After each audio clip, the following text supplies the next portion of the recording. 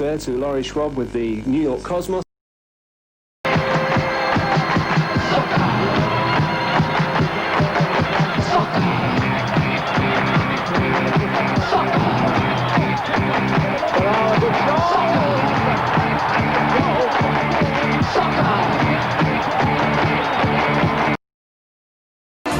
Johnson. Still Johnson. Jones, this looks dangerous for Brisbane Lions. Jones, a good cross. Johnson. Arnold's forward, so's Manus Lamond, still Robbie Slater. Twisting and turning, getting that one across. Lamond! Manus Lamond! Play on, says the referee. Hayes is onside again. Shot! It's in the net! What a great goal by Graham Hayes! No call! Score! Salamidi for Cole. Cole on the run. Shoots. 2-0. Lazanovsky with the free kick. Launches a rocket! Trimboli. What vision! Blasts. Yes! That's it! Vujovic. Beautiful goal! Here's Bozanic. They haven't! They might have won it! Teammate from Heidelberg United and another local product, Charlie Yankos. How do you feel, Charlie? A bit nervous, but I think I'll get used to it and really put in 100%.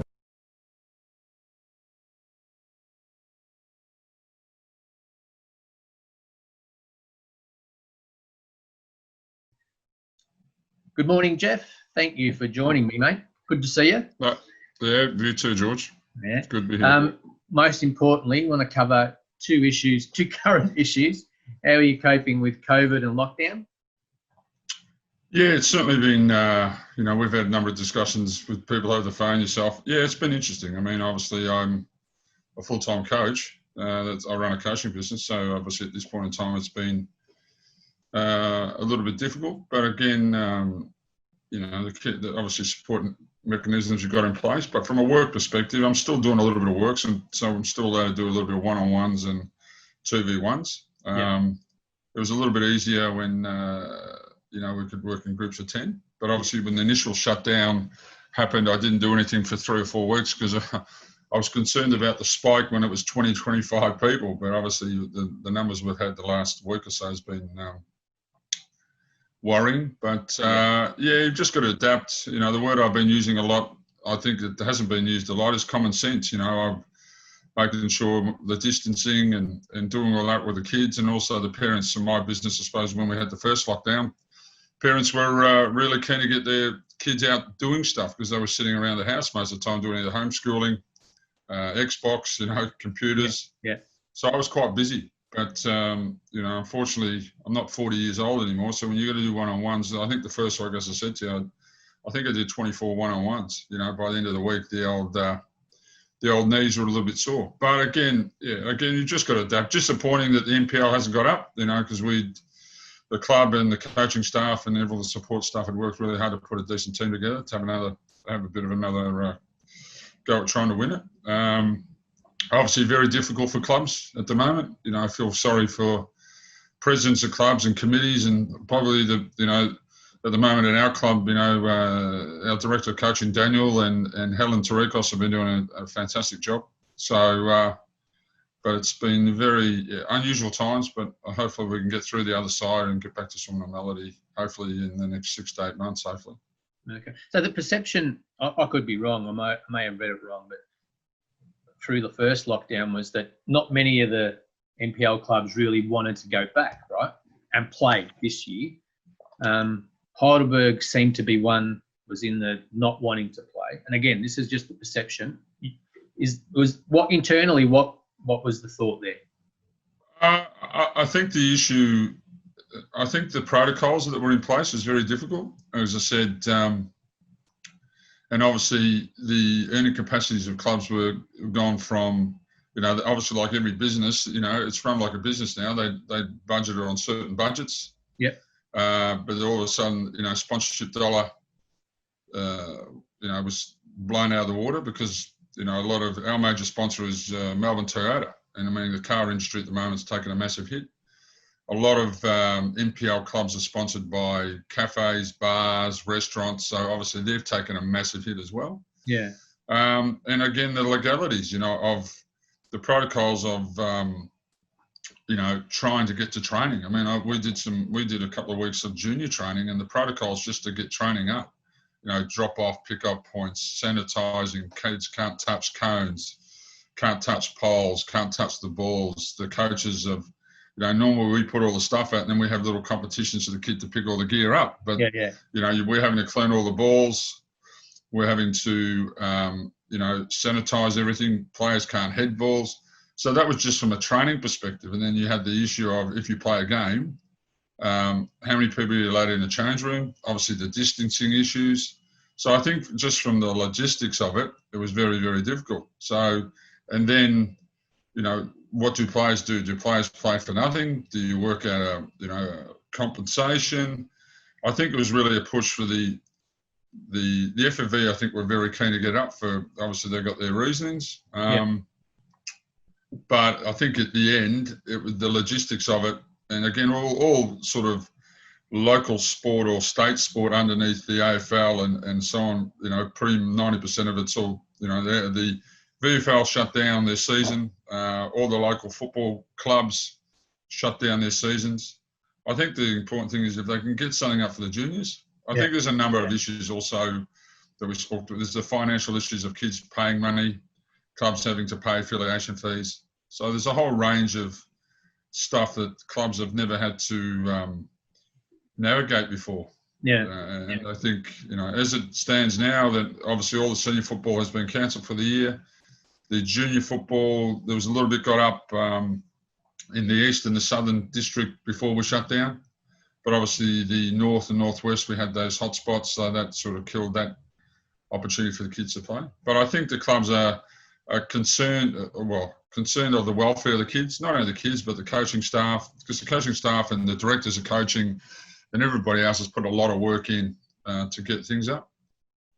So hopefully, we can get something up, but in what format, nobody's really sure at this point in time, because it changes on, it's changing on an hourly basis. And forget about a day, it changes on an hourly basis. So I think they're the issues that have occurred for the club. So I think it'll be, it'll be a correctness, I think, in the marketplace. I think clubs will, have to correct, with wages and everything else. So it'll be interesting to see what happens moving forward. And you look at the A-League, I mean, a number of the profile players have, packed the bags and gone home. Melbourne Victory lost the German defender yesterday. Obviously, Castro's decided not to play. Toivonen. So even they're hesitant to go and play. So it's unique times, but we just got to work through it the best we can. Yeah, we can. And I think life has changed as we know it. So football as well will change going forward. I think so. I think, as I said, the protocols that have been put in place by some of the councils, I think have made it difficult for clubs. As I said, I know, speaking to people at the club, the hours they're working, they're just working massive hours to get, because you're dealing with different government departments, you're dealing with local councils. Yeah. And rightly so. You've got to be careful, because the last thing you want is something to happen within a club. But as I said, I think that I can only speak from the people from our club. I think they've done an absolute fantastic job to do what they've been able to do, and they continue to do. Modern technologies we're doing now. We had a Zoom meeting the other night, on the other night with the coaching staff, the junior coaching staff. So that's been happening a lot as well, and we'll have meetings through the course of the next 6 weeks with parents and players. So, modern technology is playing a part in allowing us to at least touch base and, make sure the players and the parents and everybody else is fine. That's the major thing, really. No, very good, very good. Well, as you can see, I'm wearing the Sunshine Heights top just for you. Yeah. It's probably a modern version of it, especially with the Nike thing. But I thought I'd wear it because I really want to go down that track and talk about your growing up, your early football, which led you onto the path to where you are today. It's a sensational story, and I want to get to the nitty gritty. And and I know, both of us being Sunshine boys, Western Suburbs boys, I'm a bit biased, and I've been dying to get this story out. So take us back to your earliest memories of growing up? Not necessarily football yet, but growing up in Sunshine. Whereabouts? Yeah, growing up, obviously from migrant parents. My mum and dad from Scotland. Yeah. It's an interesting story because mum and dad were boyfriend and girlfriend in Scotland. They weren't married, and then my mum's mum, they had I think it was about 6 to 8 siblings in the family, and my grandma. My grandfather had passed. He was so anyway. They what they're calling, I think back in those days, the 10-pound poms. Yeah. So they got on the ship. So my mum and dad were, boyfriend and girlfriend. So they weren't even married. So anyway, my mum came out with her family. They came out, and then my dad followed. My dad followed probably six or 8 months later because he was in love with my mum, which is a great love story. And so he packed everything up. He had a suitcase, and then he got on the boat and came out and followed mum. And then my mum and their siblings were living in Yarraville at the time. Yeah. In those days, I think most of the migrants were renting houses because obviously they come here with very little.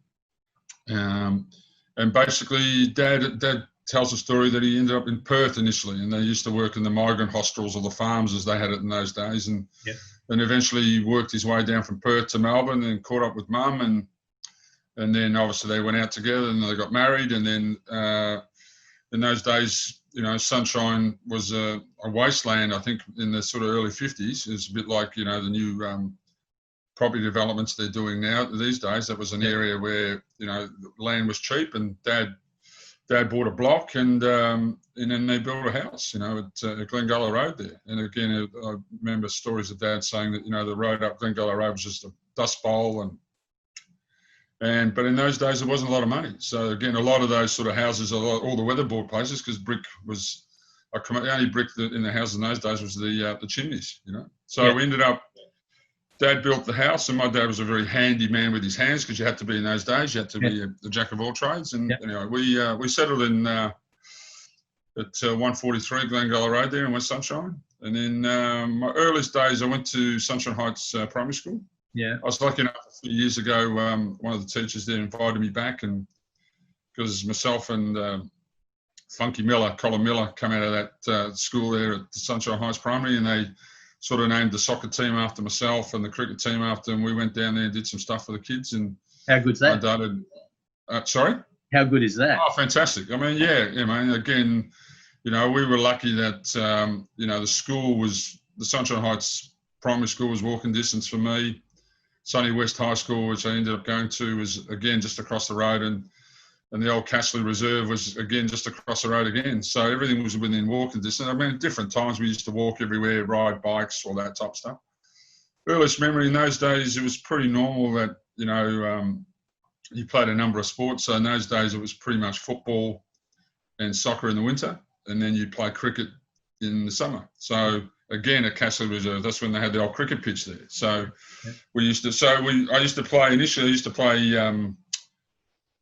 play footy on the Saturday for the old Sunshine Heights Football Club. Yeah. And then we played a few games down at Tottenham, at the Oval down there at Tottenham, off Tottenham Road there on the left-hand side. We used to play some games out of there. And then we played some games out where the school was? Yeah, no, not as far down. So as you come down Tottenham Road, just on the left-hand side, there was that big football oval, just before you got to the railway line, going towards Tottenham. Oh yeah, Parsons Reserve. Yeah, on the left-hand side. Yeah. So we used to play footy out of there. Yeah. And then what we do on the Sunday, we play soccer, and then eventually, and then as I said, in the summer, we play cricket. So in the cricket, I remember the first year I played, I was playing as a long stop, or where I was behind the wicket keeper. So I was, I was like a third man or whatever they call it now. And then I can't really remember what it was, but because Castley Reserve in those days used to have the cricket pitch in the middle, so the ground was very. But we had, I think it was Charlie Sherry was the used to be like the president. I think it was Stevie Hayden's dad was our coach. I've got a photo. Actually, I've got a photo which I've got in my trophy cabinet. I'll take a photo of it and I'll send it to you. Yeah. And so we just played. So it was just playing, and then we went to school. To be honest, I tell the story to people. I was a pretty shy kid as a young kid. I wasn't the big voice that I've got now, and the big, with my playing days. I was a little bit shy, and eventually I played. So I played every position. I played every position you could play as a soccer player or footballer, and that, whatever terminology you want to use. So I remember one year I was in the under-14s, and the under-15 coach was looking for a goalkeeper.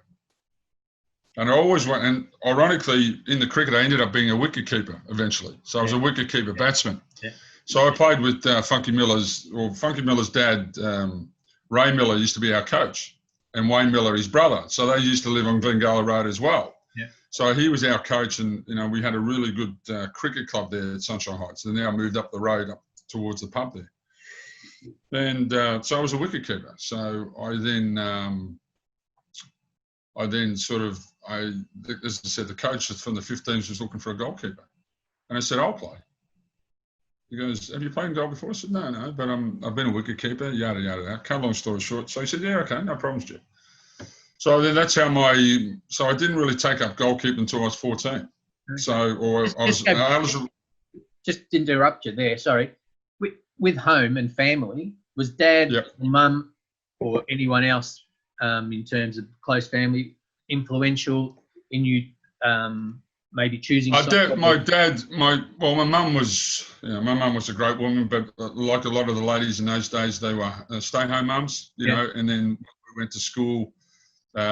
She would then go off and get my mum worked at Rothmans in Tottenham there, in the factory there. So she'd go off and do part-time work during the day and then be home for us so my dad played a little bit of soccer, but my dad was a really good golfer, as my brother is. My brother's a 3 handicapper. Yeah. My dad, we used to play up at the old Sunshine Golf Club there before obviously they moved across the freeway.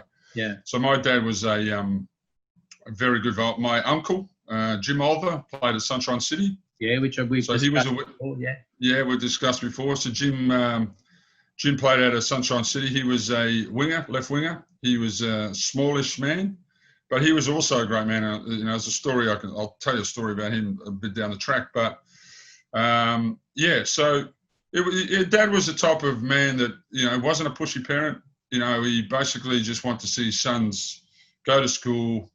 He was in those days you weren't given things. I remember my first car. He said, if you want a car, son, you've got to save your money and go and buy a car. It's a little bit different today where you see a lot of the youngsters get their license and they're driving around $25,000 cars. So it's a little bit different to what we had. But he was a great influence. When I started the goalkeeping, and we had a bit of backyard in those days in Sunshine. So we used to have like a little path, which we used to have as a cricket pitch. Because after school, your mates would come and you'd play. You play. We couldn't play in Glengala Road because it was a busy road in those days. But we used to play in the backyard. So we played cricket, and then Dad put up like a 3/4 goal when I started in goals. So it was a full height, but it was about, instead of being 8 yards wide, it was probably about 6 yards in the old language. But we had the beautiful Kaikuri grass there, and by the end of it, all we had was a big ditch, and we used to fill it up every year with sand. Yeah. And I sort of say to people that was probably one of the reasons that I was reasonably good at saving penalties back in the day, because I had a reasonable reputation of saving penalties. Because Dad used to kick everything out of his hands from about 12 yards, And my technique, I didn't know too much about technique in those days, but Dad would get me out. I'd get my goalkeeping gear on, and Dad would get me out, and we'd work in the backyard. But he was never pushy. Fantastic man, as my mum was. My brother played a little bit of everything, but he eventually ended up being a pro golfer for a little while. Okay. Still plays now, lives in Queensland at the moment. He's up in Queensland, up at Harvey Bay there. But my brother, him and Craig Parry won the Sunshine Technical, the Tech School Championships for the whole of Victoria. Mm. And Craig used to be up at Sunshine, and Dad coached him for a number of years before he went on to become what he's done. So, but Dad was just, in those days we could walk down to games. down at Sunshine, and then other days you had parents that you carpool and you go in the car together and you go to away, and everything was fairly close in those days. So, but there's a story where when I was before I got married the first time, and I was still living at home. I was 23, and I was playing in the Salve in those days. I'd made the so-called to the top level in those days, and I came home, and Dad used to come. Mum and Dad used to come to every game, because in those days you could get tickets and so on. And my mum was like the, white line fever. As soon as she got in the grandstand, she was one of these ladies that used to cheer all the time. I remember hearing her voice in the grandstands. And this day, I've come home, and the old man's gone, I didn't think you did. I was 23, I think, at the time. And the old man goes, I don't think you're no flash on the weekend, big man. Said, get in the house, get your gear on it. And I'm in the backyard as a 23-year-old playing NSL, and the old man's kicking balls at me. So, but no, he was fantastic. As I said, Mum loved it as well. She loved, as I said, she was the really quiet lady at home. When she spoke, you knew she was serious. And then we used to go to games, and it was, you could hear her, jumping up and down and screaming like mums did. So, but no, they were, as I said, no, they weren't pushy. And then just, opportunity came, I suppose. I played at Sunshine Heights, and then just that year at Sunshine Heights, I don't know what it was about, but that year at Sunshine Heights, Albion Rovers, who then were, because Sunshine Heights was basically a junior club, as you know, for most of its journey. Yeah. And obviously, as you know, there's a few Socceroos have come out of that club. But that year, they then made an agreement with Albion Rovers, which is across the road, obviously in Albion, that any good older kids, as they got older, would be able to then go across and become part of their setup at Albion Rovers. So that was the first year that I was playing in the 15s. So I was playing a year above, and I must have did okay, because then the following year, when I played basically all my junior football until I was 15 at Sunshine Heights, and then there's this I suppose sister clubs type of scenario where they wanted to bring young kids through their system, and then the following year I got an opportunity to go and play in the reserves at Albion Rovers when they were in the first division. So in those days, as you know, there was only the Premier League, the State League in those days, and the first division. So I then went across to Albion Rovers, and I ended up playing in the reserves. So I was 15 years old playing in the reserves. And then, what's your first memories of the transition from junior football to playing with, because reserves was open age, right? So big step. It was open. Yeah, as I said, I was just I had my first taste. Obviously, as I said, without repeating this, I played a number of years at Albion Rovers at Sunshine Heights as a young kid from probably 8 or 9. And played through the different age groups, played in different positions. I was never the quickest thing on 2 legs. I wasn't a sprinter or whatever. As I said, I was a wicket keeper and playing the cricket. And then, when I do talks and stuff, I talk about opportunity. I mean, the opportunity then came at Albion Rovers, as I said. So I went there, and I was a reasonable height for my height at that time. And then in those days, we used to have state teams. So the state teams went back as far as, I think, under 13. So we had 13s, 14, 15, 16, 18. So I'd never played in any state teams either. I never represented Victoria at all in any state teams in the early years. So what ended up happening was I then went to Albion, and Joe Docherty was our team manager there. Yeah. So Joe Dock was there. And then I was playing with, a good friend of mine at the time, Michael De Silva. Michael De Silva was, I think, from Sri Lankan descent, I think, from memory. Yep. So what we used to do is we used to ride our bike to training. So we'd ride the bikes to training. So we'd go around the back of, over the railway line, around the back of the creek, drive in, get there, hitch our bikes up with our locks on the fence. We would go and train. So the first year I was there, I was playing in the reserves. And I forget this guy's surname, but he was a guy by the name of Eddie, who was in the first team. So anyway, I was doing okay. But what you got to remember, in those days, there was no gloves. I was playing in bare hands. The ground at Albion in those days was fairly average, because we used to have the real skinny change room. It was only enough, it was like a hallway. was hardly any room to change. Was that in the grandstand? It was at the back of the grandstand. Yeah, you had the grandstand, and it was behind the change rooms used to be behind the grandstand. Yeah. But to be honest, that was really the making of me in some ways, where I then I played in the reserves, and then towards the end of that year, Eddie was struggling in goal, and I got promoted to the first team. So before my 16th birthday, I had a touch of playing in the first team. And I was playing with guys like George Marcoussis, Billy Ray, a number of those, but Alan Quinn, all those guys that were, fairly decent players, because you're talking one tier down from the top competition. Yeah. So in those years, I had the Federation Cup. In those years, so the Federation Cup was on, and we got ourselves. I remember playing Altona City, Altona, and there was a couple of thousand people there. So I got myself into the first team, and I was in this Federation Cup, and we were playing a semi-final. In those days, the Albion Altona City was it was a massive derby in those days. The derby, yeah. We played the game down at Millers Road there. So we're playing there, and anyway, we won the semi-final, and then we got to the final. And the final was at Wembley, at Box Hill. So we're going to Wembley and all that type of stuff, which was fantastic. And we ended up playing Springvale in the final. So the two coaches of Springvale was Tim White, before he became director of coaching, and Tony Dunkley. They were the two. They were dual coaches. Yeah. So we ended up going to Wembley, to Box Hills Ground at Wembley Park, Wembley Park, and we ended up winning the Federation Cup. So that was my first forte into senior football, and then I was lucky enough to get picked for the under-16 state team. So I ended up being number 2 goalkeeper for the state team that year. Do you remember who the number 1 was? Angelo. He was on the bench. He was on the bench to me in the '80s grand final when we played in the top 4 grand final in Canberra. So he was come through our sort of youth system in Heidelberg.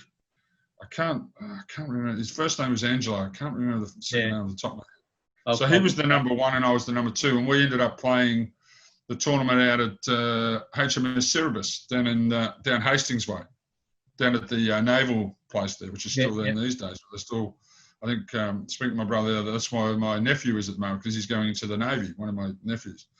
So we ended up playing there, and Billy Curran was the coach there. So because Billy Curran used to be our director of coaching, and he was our junior coach. So then the following year I then stayed at Albion, and I was 16 then, because my birthday's Christmas Day. So I'm sort of it was called these days the late developer. Yeah. Because my birthday was late in the year. And anyway, cut long story short, I ended up playing at Albion that year. I think it was on $5 a game in those days. Flat, no win bonus. Yeah, no win, no flat. So $5 a game. Yeah. Again, me and Mickey De Silva used to ride our bikes, and hitch it up. And then Billy MacArthur then was coach. So then Billy McCormack come, Kit Greekin come from overseas, Georgie Marcoussis, all those guys, great bunch of guys. And it was just a great environment to be, because in every home game on a Saturday night, we used to have like what they used to call in those days disco nights. So my girlfriend at the time was good friends with Kit Greekin's girlfriend, and Moira used to live across the road. Yeah. So after the games, we'd go home, get changed there, then go to the club, and then I ended up not the first year of my first team, but the second year when we won promotion. Stevie Blair was in that team with me. We played a year together. But what we used to do, which used to be great, was after we'd go to the function, we'd then go and we'd go back to Stevie Blair's place. His mum and dad lived behind a factory in just off Tottenham there, Tottenham Road. So everybody from the party would go back, and then they'd get the guitars out. And I didn't drink in those days. I never started drinking until I was about 24. Yeah. So because I was fairly dedicated, and then so then that year we won the championship. We won the first division. We went up to the state league, and then that year I got picked for the under-18s Victorian team as the first team keeper. And I managed to, because of where my age was, I managed to get 2 years in the under-18s state team. And then that was the prelude to the first ever Australian youth team for the 79 World Championship. So in 70, so then they picked a national team. So that was the first. That's when Rudy Gutendorf got appointed as the national coach, but he was also the Australian youth team coach. Yeah, that's right. So that was the first Victorian. So in that under-18 team, I was in with Alan Davison, Eddie Krinčević, Georgi Christopoulos, and a number of other good players that ended up not playing at the top level, but were good, in those days, good state league players. Yeah. So, and then, so then the Albion scenario was I then was playing at Albion the first team, and then they called, when we won promotion to the state league, they called me in and said, Jeff, we just want to offer you a pay rise. So what we'd like to do is for the first half of the year, we're going to give you $6 a week. And then for the second half of the year, we're going to bump it up to $50 a week. I mean, $50. That was like, you're talking 1977, 78. 10 times, which was 10 times the increase. Yeah. So I remember we were playing and anyway, we got to halfway during the year and then the money ran out. So then they said, Jeff, you see that $50 that we promised you, it's not going to happen. So we ended up playing the season out. I ended up playing the season out at Albion that was 1978. So I was away. I then got picked for the Australian under-19 team or under-18 team.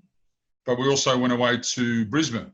So we went away to the national championships in Brisbane. And at the time, and we were staying in a hostel, so it was fairly average accommodation and stuff.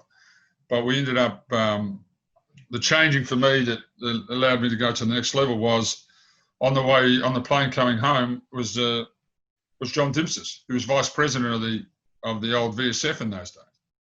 So he's on the way. So there was myself, Davo. The National League had just started the year before in 77. So, so what ended up happening was on the plane on the way home, John said, listen, what are you doing next year? I said, I don't know, John, at this time. He said, would you be interested in maybe speaking to Heidelberg? I said, yeah, I'd love to speak to Heidelberg. So that was sort of the first introduction to Heidelberg. And then I ended up signing with Heidelberg at the end of 1978. So I signed my first contract. Johnny Marguerite was coach there. So my Albion days finished and I went to Heidelberg in 1978. So it basically from the age of 14, within 4 years, I've gone from not playing in goal to representing my country at under 19 level. And then we won the Oceania region. And then qualified for the World Cup. I had a couple of issues at home, which I didn't. I ended up not going, unfortunately, which I regret to this day. Yeah. So then, because Greg Woodhouse was part of that team, so Greg Woodhouse was the national. He was my other goalkeeper in that team, and me and Woody still speak. And I hope to speak to him very soon. So. Yeah, well, Woody's he was playing in the senior national team at before his 20th birthday. He played in the 1980s qualifiers. Played against England as well, and at the SCG he was in that squad. Yeah, exactly. So Woody was, so that squad was the sort of prelude. There was some really good players in that, that first Australian youth team that went on and did fairly well. I remember. There's a funny story because in those days, everything was done by telegram and then they used to send you cab charges in the mail. So the first training session I remember, I'll never forget it. When I catch up with Georgi Christopoulos and the boys, we have a bit of a laugh. So the sessions were being held at a Dural. I think there was a bit of a thing on Facebook the other day about Dural, how it was looking. It was a bit run down and whatever, or some old photos of it. And we had to fly into Sydney, and then we had to get a cab. And in those days, to get out the door, it was like going to Ballarat. It was about an hour and a half out of Sydney. It was just what we call in the boondocks. So this is the first meeting we had with Rudy Gutendorf. So we get in the car and we drive out, and then we pull in, and we were late because the plane was late. By the time we got, and we drive into the place, and they're already training. We've rolled up, and they're already out there training. So these are all the guys from all over the country. And all I remember is, so me, I think I was in the cab with Davo, Georgie Christopoulos, might even been Eddie. So it was 4 of us in the cab. And we grabbed it. As we opened the door, all we could hear was, "Snell, you dumb-coughs, run, you must run, Snell." But at the top of, and we're all looking at each other going, for F's sake, what the hell have we let ourselves into here? That was our first inkling of Rudy Gutendorf. "Hey, you dumb-coughs, run!" But I'm talking at the top of their voice, and we were 17-year-old kids, right? So it was our first sort of protocol or regarding him. So, and then, as I said, the stories of Rudy, he was a bit of a nutter, I think, at the time. Well, give us your version. I've heard so many different versions. I've heard both. I've heard good and bad. Give us yours. Oh, he was unusual. He was different. I mean, he was, so far away from the Australian culture and stuff like that. I think it was so we're talking 70. I think it was for the 79. I think that was the first Youth World Cup in 79. That's so right. We played in the qualifiers, we played New Zealand and so on, the usual Oceania stuff, and we got ourselves through. But I just found him very harsh. In those days, I suppose the Germans were pigeonholed to be very stern and very firm people, and that was just my understanding, because we were it was like we were a duel, but we had sort of all so we're in like a community sort of area. It wasn't separate rooms, so you had 25 beds in a big hall, and everybody slept on their beds, so there wasn't a lot of privacy. You were isolated. Joe Vingish was the assistant coach, and Joe was a lovely man, very quiet spoken man, didn't say too much, but very knowledgeable.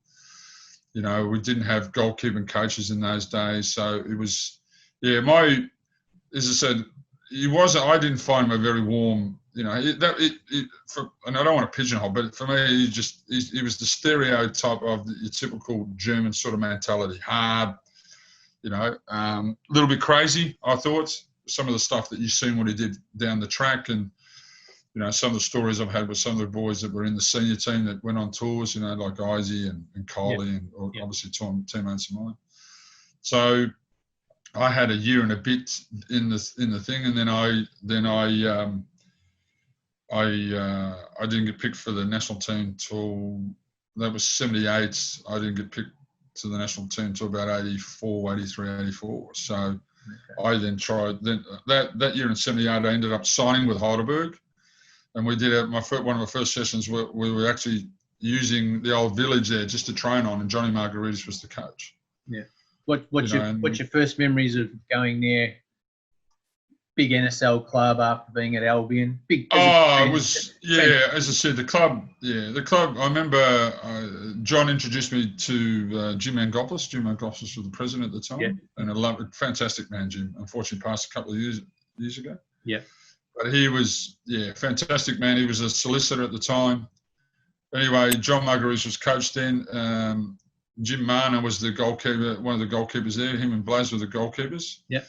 And then Blaze moved on to Melbourne Knights. And Jim Marner was from Scotland. So Jim was one of the goalkeepers, and they brought me in as the number 2 keeper then. That was before because I turned 18 at that Christmas of 78.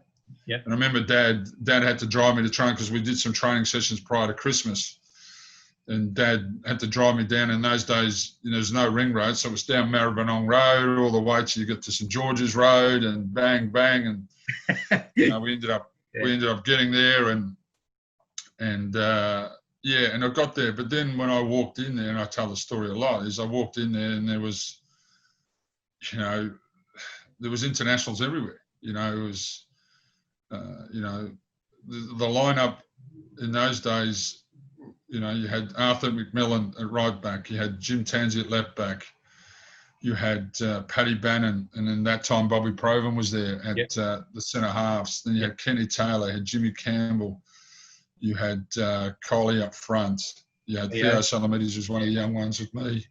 Andy Bazikas, you know, array of talent. And then, you know, when I got in the team proper, so 78, I signed. I got reasonable money at the time. It was, you know, I think at that time I got a couple of $1,000 signing on fee.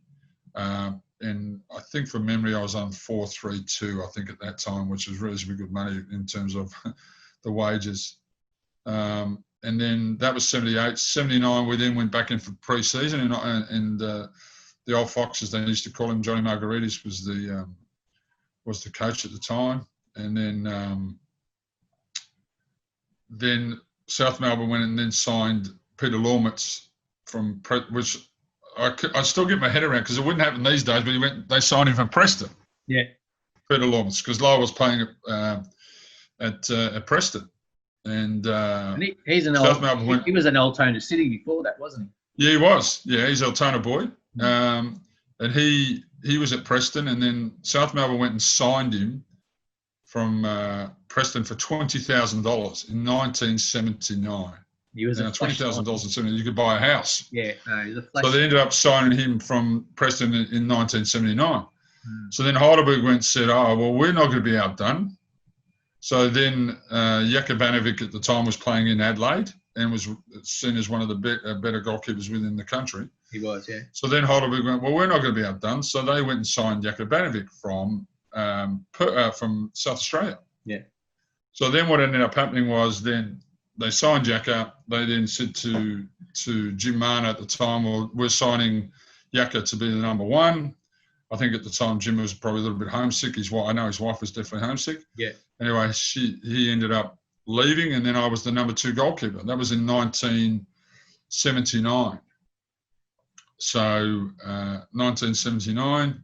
So that year I basically sat on the bench for most of the year. In those days we were allowed to have a team, a bit like the A-League teams. We could have a team in the second tier, and Heidelberg and South Melbourne had a team in the second division. Yeah. So all the good young players, instead of playing underage football, could then go and play in in the second division. So I had some games through there, and then so senior football. I remember playing one of the old games at Melbourne Falcons. I was playing there, and so we ended up playing there. So that year I basically sat on the bench for 79. But then I looked. When you look back at it, I'd gone from 4 years earlier not being in goal as at 1974 before I was 14, and then within 79 I was sitting on the bench at one of the biggest clubs in the country.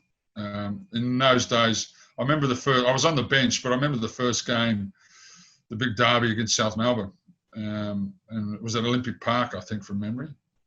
And it was in those days we used to get 20, 25,000 people. It was just unbelievable. And I remember after the game, we won the game. I can't remember the score, but we won the game. And I then remember the supporters coming into the change room after the game and then putting wads of money in our hands. They're coming up to players and fantastic. I'm going, what's this? It was unheard of because not to be rude, I come from Albion where I was lucky to get $5 a week. So they're coming in and they're giving us all this money and putting all this money in their hands. And I'm going, how good's this? And then, I was obviously from Scottish heritage, so I'd really not tasted a lot of, different cultures in terms of food. So I remember when we used to go out to the Greek restaurants, I'd be going, what's this? And what's this? And the steaks would be done in lemon and spices. And I thought to myself, how good's this? So that was 79. And then 1980, I was then on the bench. And then that's when really my life turned around, to be honest, in terms of football. So I spent half a year on the bench, the first part of the year, and then Derby County come in for Jacka.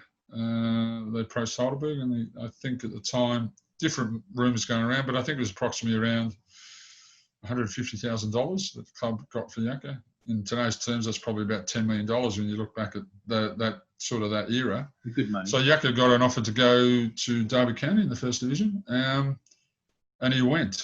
So he ended up going there, and then I then got my opportunity in the first team. So my first game in the first team was in 1980 was at Bruce Stadium against Canberra. So, but then when you looked at the team then, Len McKendry was coach. Yeah. You know, and if you ever get an opportunity, I think that would be a great story to get. But he's like trying to get a. I've tried. Mate, what a story that would be. He was. I say it now, and he was so ahead of his time. It wasn't funny. He's the only coach that I've ever had that coached teams from the front to the back. Yeah. Because you look at all the curriculum and everything these days, it's all from the back to the front. Most of it. Setting up your goalkeeper and your back four and your threes and whatever system. Just give me. The first. Give me a short insight of how to explain that for the people that are going to watch.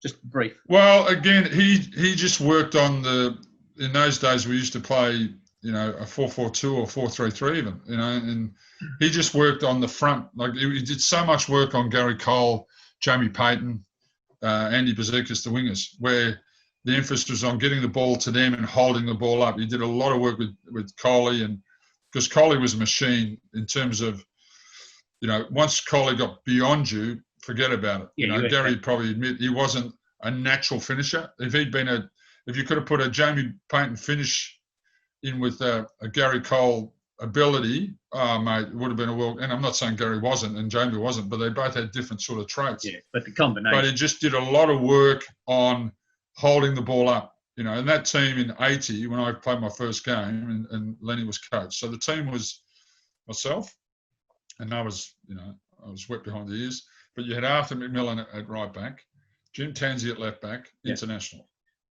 Pat Bannon, who was my guardian, was fantastic. Unfortunately, he passed away last year, but he used to look after me. Yep. I remember it was a game in Newcastle where Craig Mason tried to take my head off when in a one-on-one, and Craig Mason tried to put my head into the next suburb. And, so Paddy used to protect me. He was just a great bloke, great player, great, man. And then beside him, you had John Eisendorf. Then you had Kenny Taylor, Jimmy Rooney, over 100 caps for Australia. Jimmy Campbell, Australian international. You then had Andy Bazikas as a winger. Andy played for Australia also. Then you had Jamie Payton, international. Then you had Gary. So in my first game as a 19-year-old playing in Canberra, I was playing with 7 current internationals. And that didn't include, at the time, it didn't include me, it didn't include Charlie Yankos, who was part of, Charlie was coming the year after. So it didn't include Charlie, it didn't Theo ended up being an international. Yep. Andy Bazikas ended up being a national. And then you had the Guardians, which is, Arthur McMillan, nothing got past him, great athlete up and down, considered the man, he loved the beer, he loved the cigarette, but his engines were unbelievable. So that was my first game in Canberra, which we won. So I think from memory I had a clean sheet as well. I think we won 3-0, I think, from memory. So that was basically the start of my my career going through, in terms at the top level. So that year we were in the mix for everything. We lost the league on the last day. Yeah, by a point. We lost the Phillips Cup Cup in a replay. We drew here. In those days, they didn't have penalty shootouts, so we drew here. Alamar was in goal for Marconi. Marconi were a great side in those days as well. Yeah. And then we ended up going to Sydney. I think Big Eddie scored one of the goals in those games, I think, from memory, Big Eddie Kunchevich. And we lost it on the replay up in Sydney. So we lost the league by a point, lost the Phillips Cup on a replay. And in those days, that was the first year they had the top 4. And anyway, we ended up making the final. And that was the first. So it was at Bruce Stadium, and that was the first ever live game done by SBS in those days. Yeah, so it was sort of, Heidelberg and Sydney City at the time. I was speaking to Cozzy the other day about something, and, we were talking about, and Big Steve O'Connor, having a chat to them about a couple of things. And, so that was the final. We went up there, and, it was a fantastic day. We ended up winning the game 4-0. Coley got a hat-trick. Jamie scored the other one. I look at the replay, and there's me as a 19-year-old, playing in a cup final with no gloves on. I didn't wear gloves. On sunny days, I didn't wear gloves. I only wore gloves on wet days. So. And Heidelberg played it out from the back almost every time. Or Yeah. for we had a system to it. Jimmy Rooney was crucial. Coley, we got in behind. If you look at the number of times, I think Coley's in the first, second goal, gets in behind the two defenders there. But I mean, they had Todd Clark in goal. He was an international as well. You know, Kenny Bowden. They had some really great players in those days. I mean, I think Eddie Thompson was coach at that time. Yeah. And that was, so for my, as I say to kids all the time, and when I'm doing talks and stuff, it was just a case of, you know, take your opportunity. And I was lucky enough to take my opportunity in that squad. And then, I've been on and off at that club since, nearly for 40 years now, either as a senior coach, assistant coach, a player.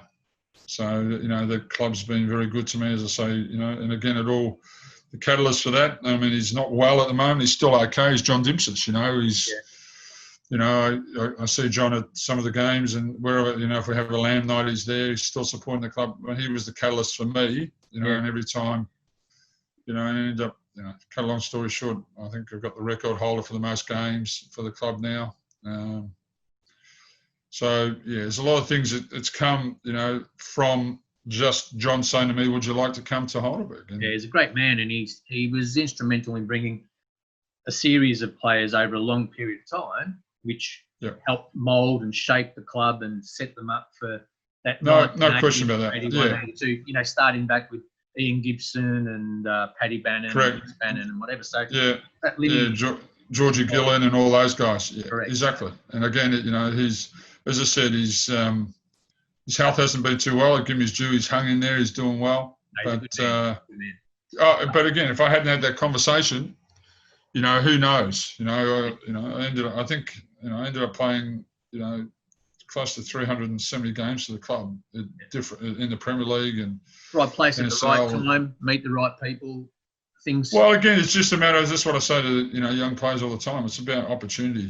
Take your opportunity when the opportunity is given to you, and if you do take that opportunity and you do well. And for me, it's allowed me to, when I go to heaven, hopefully it's not too soon. There's a bit of a legacy that this is what I managed to do. But again, it's, as I say all the time when I do talk, it's not always the best players that made it. I wasn't, I had my father was a great influence. I had a good work ethic. And then, the changing of the guard for me was probably 82 to 84. They brought Jack Reilly into the club as the number 2 goalkeeper, but also the goalkeeping coach. Jack, as well as Jim Marner, Peter Blasby and Yaka as a group, because in that period, they all, you crossed their paths, but, well, you tell me, those 4 people, maybe some less, some more than others, but they would have had an influence on where you went from to what you became,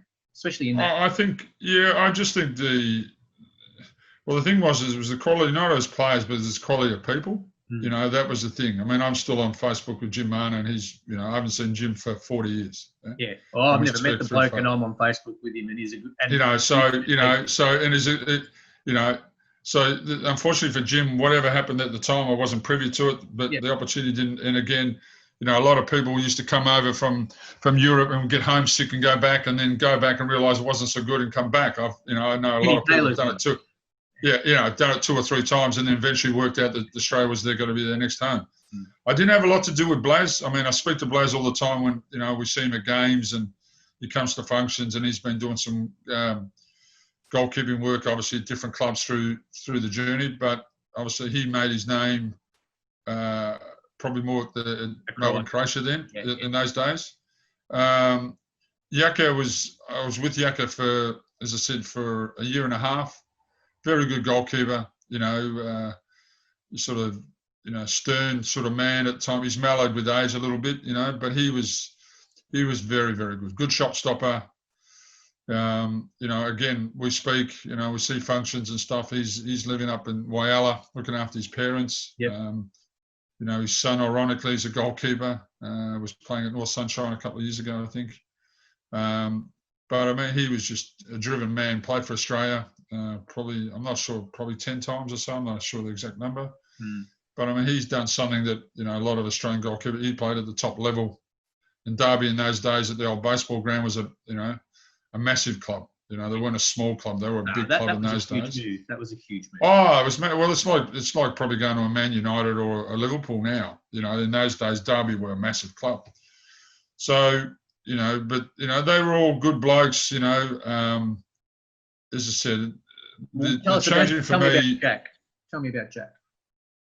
Well, he just changed me. I mean, I worked hard. I mean, I had a really good work ethic. As I said, I never took up drinking. I never touched a drop of alcohol till I was about 24. I made it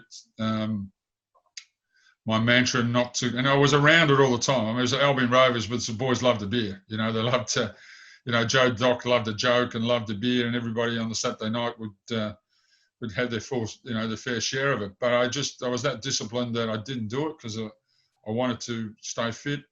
I mean, I had the odd shandy, but I used to have so much lemonade and have about that much beer. That's what I used to go shandy, and I still have them now. With if I go out, you know, if you need a quenching drink. But I've never really been a beer drinker. But yeah, Jack came to the club in '82.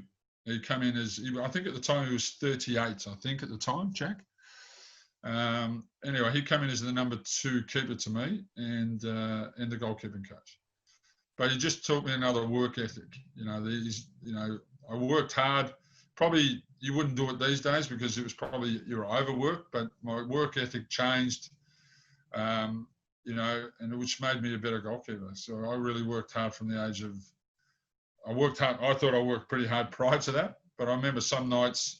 I was that knackered that I had to, because we used to train behind the grandstand at Heidelberg in those days. Yeah. When we moved to the village, because there was no lights, and I remember, you know, some nights crawling into the shower and just sitting in the shower and turning the tap on and letting the water run all over my dirty gear. You know, I was that, but that sort of, you know, gave me that, you know, that sort of mentality, never beat mentality, work hard. When you get an opportunity, take it. And he was there for 2 years. And then, as it turned out, you know, we were quite successful in those early years. And then, unfortunately, Lenny left, and then the club changed.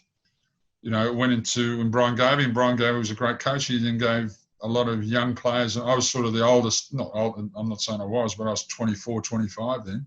Yeah. I was one of the older statesmen then. You know, they brought in, you know, guys like Mickey Peterson, Steve Tassios, and Peter Salakis, and Stevie Wynn from overseas, and Scott Patterson, and Mike Valentine. So Steve Marley, Donnie McLeod was one of the older statesmen with me. But there was a changing of the guard. Brian Garvey came in, and you know, and virtually rebuilt the team, sort of mid-'80s. You know, yeah. But again, Jack. You know, I mean, Jack. The amount of work Jack has done. You know, sometimes he's a bit. Controversial, you know, he's got an opinion and he's controversial, and I love his passion. I see him occasionally at functions, you know, he's still the same, but, you know, he was a really good goalkeeper. He was a really good influence for me in that period of 2 years, because my life after that, from an international perspective, changed immensely, you know, in '84, my international. It gave me an opportunity where I was playing well in the old NSL, and I was getting runs on the board. And I was, as I said, I was lucky to have people like Paddy Bannon protecting me, and John Eisendorf, and it wasn't a bad lineup to be behind. And then in later years, I had people like Gary McDowell and Stuart Cannell. I mean, they'd kick their grandmother if they were trying to get past us. So, you know, I think Gary McDowell did, and there's footage of it. Well, yeah. Well, he had a bit of mud on his boot in New Zealand against Israel. He was just trying to get a bit of the mud off. I think he got misunderstood in that one. Hey, so, 84 was a great year. Now, that's when we had the tourists come out, the Iraklis, Man U, Rangers. Yeah, well, again, it's a funny story. I don't know if you know the story, but initially I wasn't picked. There was an A and a B team. That's right. In '84. Yeah. So they picked 2 teams because, as you said, they had the big international tournament. And in '84, I didn't get picked. So the 4 keepers that got picked at that time was Terry Greedy. So they had an A squad. So the A squad goalkeepers was Terry Greedy and Tony Bizzano. Yeah. And then the B squad goalkeepers was Peter Lormitz and Tony Frank. Correct. Yeah. And I didn't get picked. So there was at the time, there was a lot of controversy going, well, why hasn't Jeff Olver been picked? Laurie Schwab wouldn't have been happy. No, he wasn't. I don't think from back in the time he wasn't. So what ended up happening? So again, it goes back to what I said earlier on about opportunity. You know, these things happen for a reason, I suppose. I don't know, but they were training at Middle Park, the B squad, in the first training session. I think it was the first training session. Robbie Dunn, who I played with internationally in Perth boy, and who I still speak to, collided with Peter Lawrence in the first session and ended up dislocating Peter's shoulder. And then I got a phone call from the VSF saying, "Listen, Jeff, the old ASF in those days, we need you to come in and be part of the B squad." I went, "What's going on?" He said, "Well, Peter Lawrence has done his shoulder in the first training session." So there was an opportunity. So I then got called into the squad. I was probably at that time the fourth choice. So you had, as I said, you had Greaves, you had Tony Bazzano, then you had Tony Franken, and then myself. So I was probably fourth choice at that time. That was in 1984. I played one game against China, and I played one. I think it was Vasco Gama I played against. I think, but my first international game was against China. At the Old Lang Park. So that was my first international game. And we played, I didn't get the chance to play at the G. We played at the G, but I was on the bench. And that was in 84. And then after 84, then, you know, a lot of things changed for me. So 84, I did okay. Again, I was seen as one of the, you know, what was I in 84, 23 years old. And I was seen as one of the up-and-coming goalkeepers. And then they chose a national team, and that was after that series they chose a national team in 85. And I managed to go from number 4, or I started off as number 5 because I didn't make the squad, and I went from number 5 to number 2. And Terry Greedy was the number 1, and I was the number 2. Greaves was playing for St George at the time when Frank was managing, so he had a lot of trust in Greaves, and I spoke to Greaves the other day as well, funny enough. And that was my first interlude into the Australian A team, or the national team proper. How did you find Frank to deal with? Frank was a genius. People only seen. I remember the first meeting I went to. We were at the Park Royal Camp Travelodge opposite the old Optus Oval. Oh yeah. I think it's a hotel, or I don't think it's a hotel anymore. I think it's they've got a restaurant there. Okay. Directly opposite Princess Park. So, and we used to go across the road and train on just the bits and pieces there. I remember the first meeting because me and Charlie Yankos obviously grew up together in the West. He lived up the road. He played for Plania, but we were mates from, you know, sort of 16 years of age. So, and we're still, again, you know, we're long friends. So, yeah. And I remember we went in the room and Charlie says, "Miss, he's going to have a meeting.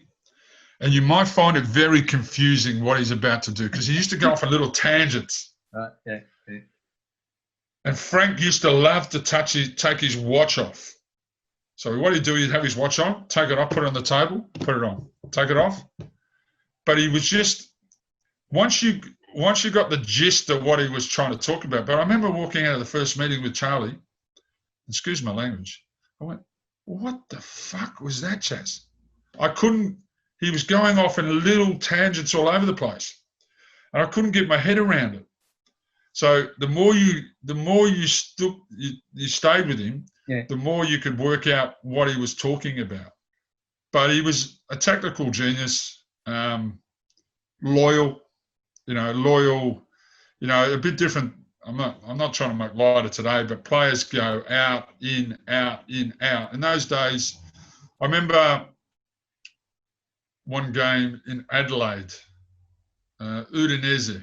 We were playing a tournament. I think it was in '85. We were playing a tournament in '85. Correct. Yeah. At the old Adelaide football ground, not the new one, but the old one. And we're having the meeting, and we're having the team meeting. He goes, "Mr. Olver, you'll be playing today. I want to see if you can pass your test. Mr. Dunn, you'll be getting a test today. And Mr. Peterson, you're going to be, it's your test today to see how. So what Frank used to do, in those days, there was some really good, a lot of great players coming out of Adelaide, like Charlie Villani and Serge Melter. I mean, they come in the national team, but for whatever reason, just couldn't quite. I think they ended up playing 8 or 10 times. Yeah. But Frank was the type of guy, if he brought you in and he gave you an opportunity and you did the business, he then felt he could trust you. And if you look at that squad of the 85 squad, there was guys there that were good, honest, solid NSL players, weren't world beaters, but they were like Kenny Murphy.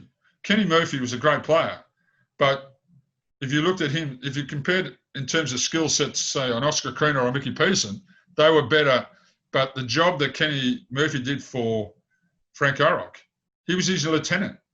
Then you had Steve O'Connor at the back, Davey Ratcliffe, solid, no, two good fullbacks in Graham Jennings and Alan Davison. And then he had Kenny in midfield, Joey Watson, you had Cozzy up front, Davey Mitchell, Frankie Farina, Robbie Slade. So Frank would give you an opportunity, give you, and if you did well. So that night against Udinese, we beat Udinese. I think we won 1-0. I had a clean sheet. Robbie Dunn played very well. Mickey Pearson come off the bench and scored the winner. So then we went back to the hotel, and then the next morning we had the meeting. He goes, Mr. Olver, Mr. Dunn, well done, you passed your test. So in his mind, he would put that in his pocket or in his memory bank and go, right, I know these guys can do the business when I need them to do the business. That's right. So that was my first. Sorry. Sorry, he would have people earmarked for certain positions as a replacement. Correct. Yeah. But he would test them, and he would test them and go, all right, I'm gonna. He would give them, most people 2 games. Yeah. Maybe 3 games, and if they couldn't do it through the way that he wanted it done, he would then leave you out of the squad. That was basically, you'd have to go away and you'd have to do a hell of a lot because we were like a club team for if you look at most of the starting lineups, there's normal 7 or 8 guys played most games. Yeah. And there's the odd sprinkling occasionally of different people. Yeah. And that was right. And we, people say that we were like a club team in some ways because it was the same people all the time that were holding the positions. But that's the way that he worked. He changed the mentality of the Australian DNA where, there was the Australian mentality. And unfortunately, in my opinion, that's now been taken away in the last 10 years. But that's how he was, and people only seen the crazy stuff that he used to do. But, behind the scenes, he was very articulate. Tomo was, good yin and yang. Tomo was a good organiser, so they worked well. We had, fantastic doctor and Doc Corrigan at the time. Our property steward, Charlie, was there for a lot of years. We had a goalkeeping coach at the back end, was the goalkeeping coach at St. George. But, it's not what they got now. I mean, it's not, when we used to travel, we'd be in the back of the plane in the smoking area because the ASF had no money. When we travelled internationally, we went in, we didn't have an own plane sitting on the tarmac. Yeah. We used to, basically, be in the smoking area because that was cheap flights. And again, the madman that he was, he had a plan the whole time. He had a plan. I remember, and then obviously 85, we obviously had the World Cup qualifiers. Sorry? That's when your time came to prove that. Well, my time came when, again, the trust issue, when I came in Israel in 85, I played 2 internationals prior to that. I played 3 in total, but 2 full internationals. Yeah. So take us through that. My international career could have been over in 3 games. Could have been. Terry got injured after 35 minutes. Yeah. Split his head open, ball running backwards. People got to remember we were playing in front of 70,000 people, and you couldn't hear. It was like, they talk about deafening noises. I mean, I got a big booming voice, and Charlie's standing a metre from me, couldn't hear me. So the noise and the intimidation and all that, people don't understand, what occurred there. They were there 3 hours before a game singing war songs. people in the middle of the ground with that it was, you're talking about armoured guards, tanks in each of the corners and, automatic machine guns and secret police and, you're walking out the ground, they're throwing bottles at you. People can't fathom.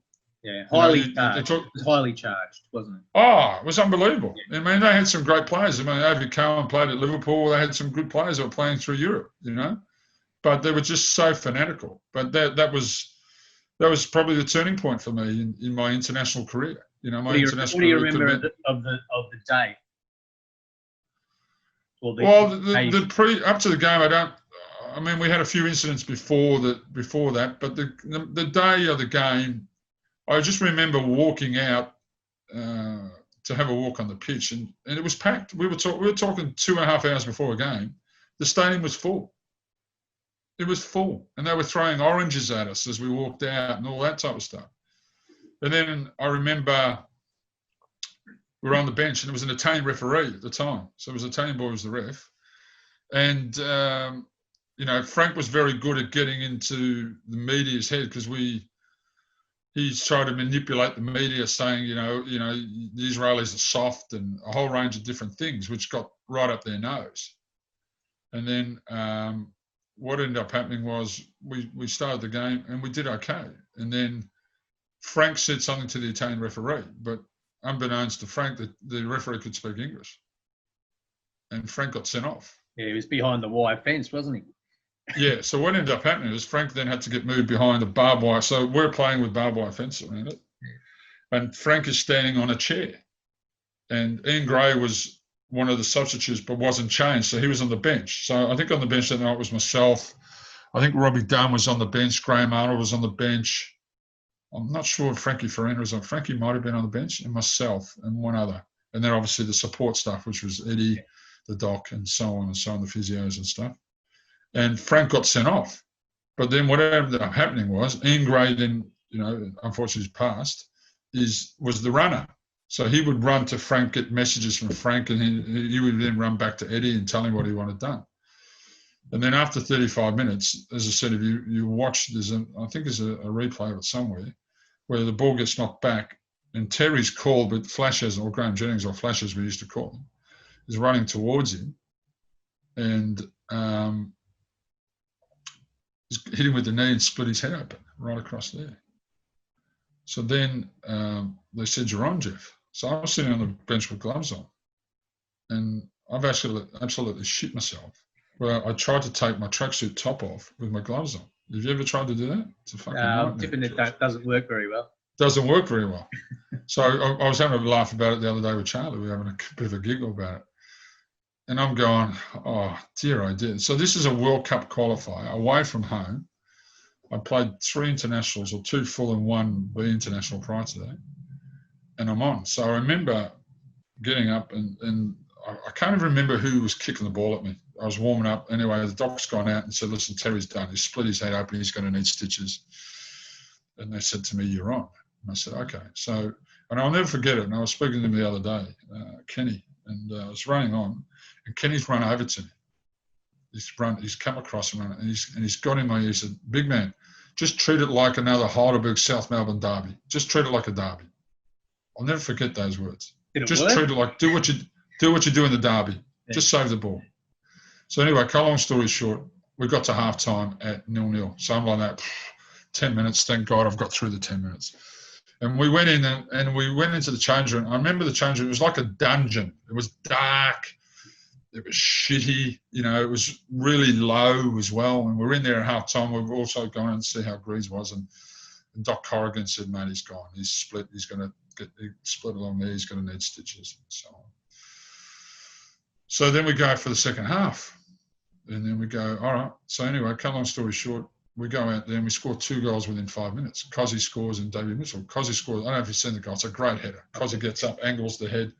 Great goal. Mitch scores. So we're 2-0 up. So it's like silence. Every time we attacked, it was silence. But every time they attacked, it was like, so anyway, what ends up happening is they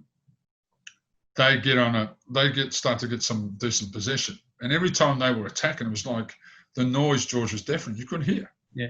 So anyway, they ended up scoring 1. the boy, I think it was David, somebody played in Belgium, scores. So they score, so they're 2-1, and then they got some momentum, and then they're coming at us and coming at us and coming, and we're defending for our lives. And then obviously, I think it was 5 or 6 minutes to go, where there's a long ball coming, and I'm coming out, and I've called to Davo, but Davo didn't hear me. So I've sort of come, one of those ones that drops in between a keeper and a player. And I've called keeper, so I've come running out. Davo hasn't heard me, so Davo decides to head it. But I'm going the other way to where the ball is going. And obviously, as you get older, the story gets better. But somehow I've managed to be going one way, turned, and made what I regard probably the save that allowed me to become an international. I made this save going to my left-hand side. And, I mean, lucky enough, they still, Bozza and people talk about it still to this day, and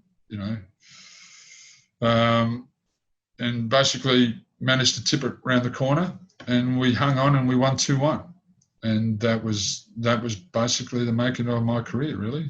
After that was your Ned Zelich moment, really, wasn't it? It was, yeah, no question. It was, I'll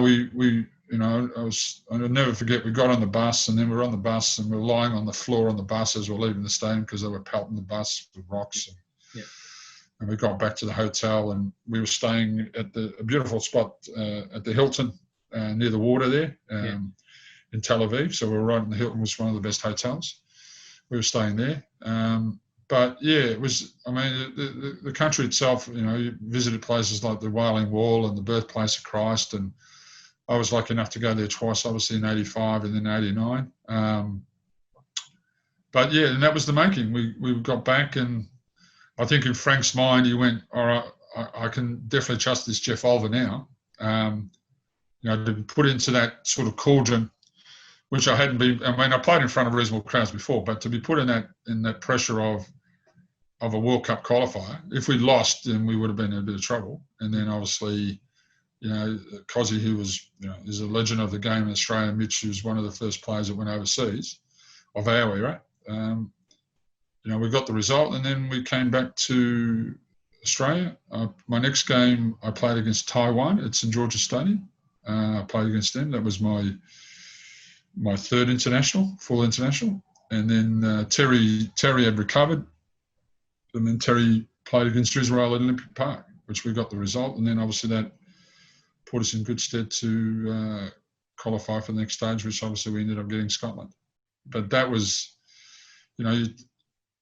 as I said, a couple of defining moments. The meeting with John Dimtsis on the plane, Heidelberg, taking my opportunity when Yaka left in 1980, halfway June 1980, and then the opportunity in Tel Aviv at the Ramadan in Israel, taking that opportunity, and then, after that, unfortunately, we didn't qualify. We did well at Hampden. But again, that was probably one of the best Scottish teams that's ever been put together. Soonest, Dalgleish, Strachan, Aiken, McLeish, Leighton, and the list goes Malpass. on. We could go on forever, and I'm not going to keep you any longer, and I really appreciate that you've given me some time. But what I specifically had put some notes down that we'll call it word association for want of a better expression. I'm just going to throw some up to you before we finish up. Just give me your thoughts on it. So the first one is Tim White. Legend as far as I'm concerned. He great influence on my career, and my work career. It gave me the opportunity to work at the old VSF when I was in the national team, because in those days we used to travel a lot and very hard to hold a job, and gave me an opportunity as a development officer, became my mentor, became one of my good friends. Never really got the accolades I believe he deserved. I mean, great to see they made him a life member last year, which, long overdue.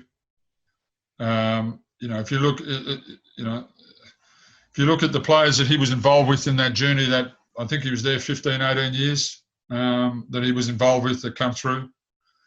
unfortunately, in football, they didn't do the right thing. The old VSF didn't do the right. Terry Jones didn't do the right thing by him, which was a loss to the game. But anybody from early 80s right through to the late 90s, Tim White's had some influence on their life in some way over their journey. A bit like Ron Smith. Ron's had a massive influence on people, but so has Tim, and I think that gets very underrated, to be honest. And unfortunately, he's not well, which is a real shame that he hasn't been able to. But I managed to see him. He did live on Magnetic Island for a long time. I spoke to his wife Barbara the other day. She's ended up selling the house because he's in a hospital in Townsville now. He's in a care centre. So, but yeah, great man, great coach. Set up the Institute of Sport. I know he only got the job, but he was a big catalyst for the Institute of Sport, which is then the numbers of players that have come through that over a 20-year period. Never be done again. Ah, cool. All right, two more. Pat Bannon. Yeah, as I said, he was my guardian. He protected me. There is a tape of it. If you get a chance, Newcastle Heidelberg at KB Stadium, and I was only a young man then. I was, I suppose, a little bit naive. I wasn't that street smart. I was a little bit street smart, but as the older you get, the more street smart you get. But that day, I watched it. Somebody put it up probably a few months ago, where I've come out and. My head was up, and then Craig Mason's, and then he was the first one in there to protect me. Come in, started smashing Craig Mason, because Mason was renowned those days for being a bit of a dirty player. Always remember pre-season. In those days, we used to do, and Paddy used to come. I always never forget it. Paddy used to come and put the T-shirt on, because obviously over the Christmas and that, they had a few beers, and they loved the bevy. Used to come to training with a T-shirt on. Then he'd have a plastic bag, the old plastic bag. He'd cut the holes in the plastic bag, put the plastic bag over the top of his shirt, and then he'd put another top on, and then he'd put his spray jacket on to sweat. In those days, about sweating out the alcohol, and yeah. I always remember that. But nice guy. Never said a bad word about anybody.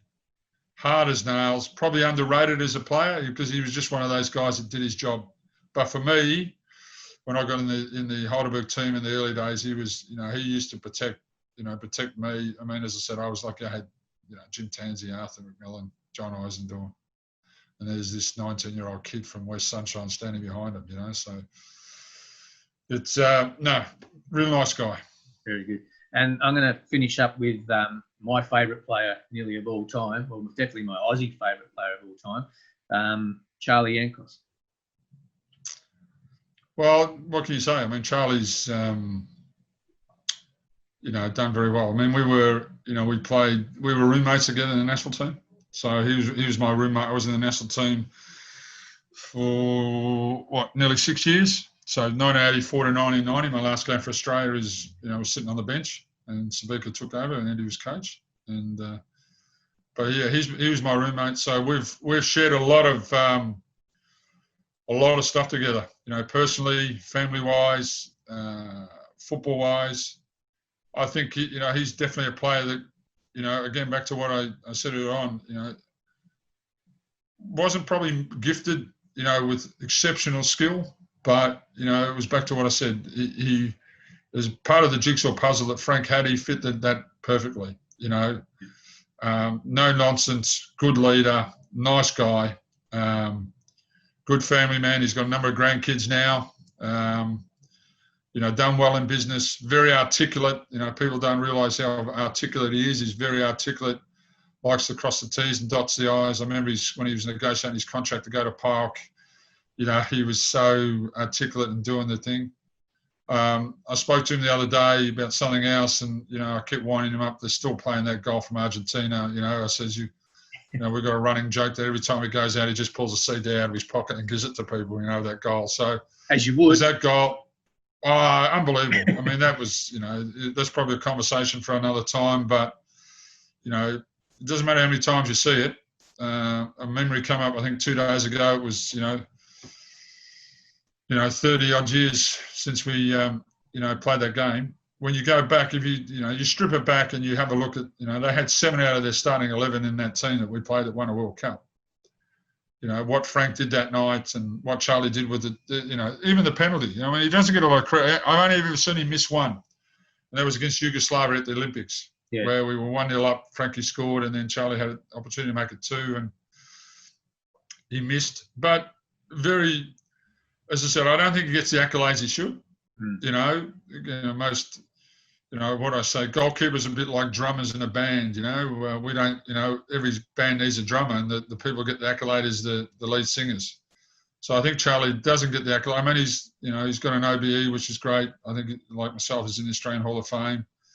Got a few streets named after him and stuff. But I think when you see his no-nonsense approach, and as I said, I was lucky enough to share a lot of my life with him in the West Sunshine days, and obviously in the national teams. We roomed together for 6 years, and as I said, we're still good mates, and we still talk, and I get up to see him when I can up to Sydney, but unfortunately that's not going to happen for a while in this current environment. But no, as I said, I don't think he gets the accolades he should. I mean, and no disrespect, they talk about Cozzy and they talk about Cahill and they talk about Kuehl, and I think you need to strip it back and look at the eras and what, to captain if you said to Charlie that you're a boy from West Sunshine and you're going to go and captain your country and play nearly 90 internationals, it's like all of us, If you said that this was going to happen, we would have signed up in a heartbeat. But, things happen for a reason, and there's players that we've all played with and seen who are great players and don't take the opportunity or don't get the opportunity or, fatal to injury. So, but no, can't say a bad word about, as I call him, CY, and he calls me JO, so I can't say a bad word about CY at all. Yeah, well, as a young bloke growing up in the western suburbs, I was obviously a Fitzroy, Alexander, Heidelberg fan. So clearly I'm a fan of both of your work, and I've watched your careers closely through the progression through the Resis at Heidelberg for both of you, going through the senior team, the Victorian squad, the Australian squad, and seeing what you did, and like one-eyed Heidelberg. So that was a tick. It was always going to be a good thing. But obviously I knew you were both Western Suburbs boys, which added another layer from my point of view, watching it from the other side. So I always got an extra bit of kick watching two guys from the West, in the green and gold, which is sensational, doing what we all dreamed we wanted to do, but not all of us get to that point. So it was a joy from this end to watch it. I obviously run into you on a regular basis now. We do at the MPL, and we always have a chat and say hello. And I'm genuine about my support for you and what you've done in your career. So well done on a brilliant career. We could do 9 of these, and we would not. We could, yeah. Well, right? Again, the wife's been on to me about writing a book, so I think I might have to look at doing that. I don't know if anybody would buy it, but some people might do. But just document, as you say, documenting the early years we spoke about a little bit. There's so many stories that we've got. And I think it's a testament to people like yourself and George Danikian, and I think Simon Hill will probably do a bit of it, where the upsetting thing from my perspective is that the history, certain parts of the history hasn't been told. Or hasn't been acknowledged, which I think is more sad than anything. All right, 74, can't take away from that. The golden generation, you can't take away from that. But I think people need to know where the golden generation came out of. And that was definitely, I think, from 83 onwards till probably the mid to late 90s. That's where the golden generation came out of. There's people that did a lot that haven't been recognised.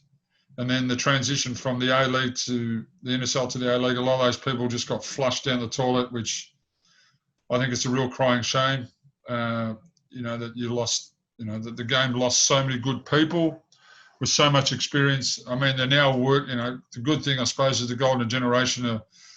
People will listen to them. They're, doing their stuff on Optus and telling people what it was about. So all of a sudden people are now listening again because they're actually telling the story, but it's a story that our generations could have told them. Yep. So, you know, I thank you for your time. I thank you for what you're doing, you know, not only this, but all the stuff you've been doing with George. I think, you know, people need to hear that. Hopefully it continues, and hopefully, you know, I think ideally, you know, you guys need to continue to do podcasts as much as you can, because there's so much, as I said, there's so much stuff out there that people don't know. Yeah. And, you know, the beauty of being my age, the beauty, at least when I'm working with young kids now, you know, modern technology, they say, did you play a bit, Jeff? I say, yeah, a little bit.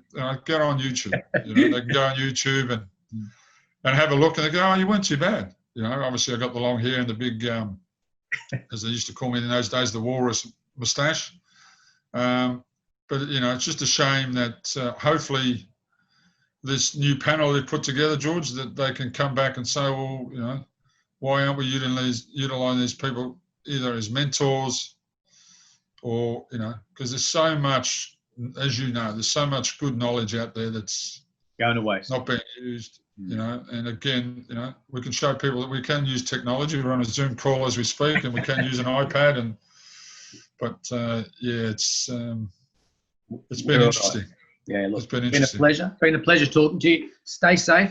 Be good. I will. You stay safe as well. We'll do what we do. Just do what we can to get through it, and then hopefully we'll. I don't know what the new norm's going to be, but it'll be what it is. And as you say, the main thing is everybody stays healthy and safe. No worries, mate. Chat soon. All right. Talk soon. Thanks, George. Appreciate it. Take care.